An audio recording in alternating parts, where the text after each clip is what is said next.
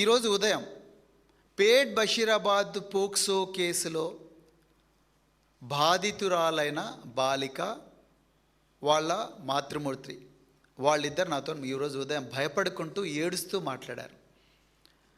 Sir, ఒక POCSO నిందితుడు arrest కాకుండా 6 మందిని ఘోరంగా అత్యంత కిరాతకంగా హత్య చేసిండు. ఆ న్యూస్ చూసి నా బిడ్డ ఏడుస్తూ ఉన్నది, నాకు కూడా భయం వేస్తూ ఉన్నది.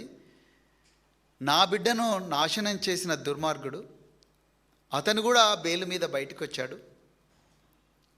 అతను నా బిడ్డను ఏం చేస్తాడో అని చెప్పేసి మేము కూడా భయంగా బతుకుతున్నాం. ఆ బెయిలు క్యాన్సిల్ చేసే అవకాశం ఏమైనా ఉందా అని చెప్పి పేట్ బషీరాబాద్ పోక్సో కేసు బాధితురాలు నాతో మాట్లాడింది.